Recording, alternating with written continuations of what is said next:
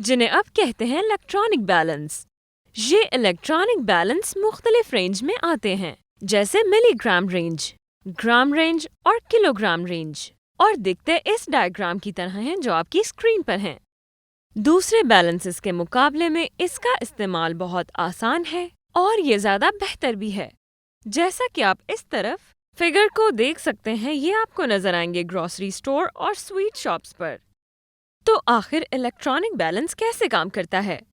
किसी भी चीज का मास मालूम करने के लिए इसे ऑन करके इसकी रीडिंग 0 पर सेट करते हैं।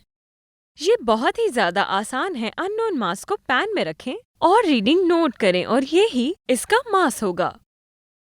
इस डायग्राम से हमें मालूम होता है कि मुख्तलिफ चीजों के मास मालूम करने के लिए मुख्तलिफ बैलेंस इस्तेमाल होते हैं। एक सेंसिटिव बैलेंस मालूम नहीं कर सकता लार्ज मासेस को किसी भी सूरत में। तो स्टूडेंट्स, एक दिलचस्प तरीके से मालूम करते हैं कि इलेक्ट्रॉनिक बैलेंस बीम बैलेंस और फिजिकल बैलेंस से किस तरह बेहतर है। तो अब इस एक्टिविटी के लिए मेरे पास 1 रुपए का कॉइन है और अब मैं जा रही हूँ मुख्तलिफ बैलेंसेस से इसका मास मालूम करने के लिए। तो सबसे पहले बीम बैलेंस से स्टार्ट करते हैं। और जब कॉइन का मास बीम बैलेंस से मालूम किया तो तकरीबन ये आया 3.2 ग्राम्स, जिससे ये मालूम हुआ बीम बैलेंस इतना सेंसिटिव होता है कि ये छोटे से छोटा मास भी डिटेक्ट कर सकता है, यहाँ तक कि 0.1 ग्राम या 100 मिलीग्राम्स। तो अब जब हमने बैलेंस चेंज करके इसी कॉइन का मास फिजिकल बैलेंस से मालूम किया तो ये 3.24 ग्राम आया, यानी लीस्ट काउंट फिजिकल बैलेंस का कम से कम 0.01 ग्राम या फिर 10 मिलीग्राम है। तो लिहाजा इसकी मेजरमेंट बीम बैलेंस से ज्यादा बेहतर और एक्यूरेट है। फाइनली जब हमने बैलेंस चेंज किया इलेक्ट्रॉनिक बैलेंस की मदद से और कॉइन का मास मेजर किया तो इसका मास मालूम हुआ 3.247 ग्राम।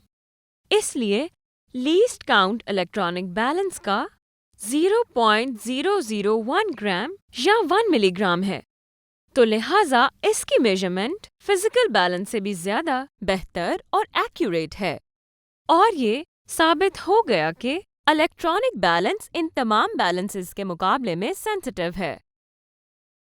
तो स्टूडेंट्स, अब कुछ दूसरी अहम बातें भी करते हैं, क्योंकि लैब सेफ्टी बहुत ही ज्यादा जरूरी है।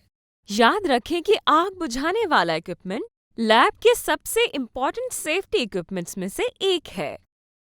लैब में और बहुत सारी चीजें ऐसी होती हैं जिनसे आग लगना मुमकिन है, तो सब लैब्स में फायर एक्सटिंग्विशर का होना जरूरी है। यकीनन इस वीडियो से आपने मुख्तलिफ मेजरिंग इंस्ट्रूमेंट्स के मुतालिक बहुत कुछ सीखा है। वीडियो देखने और इसे एंजॉय करने का शुक्रिया।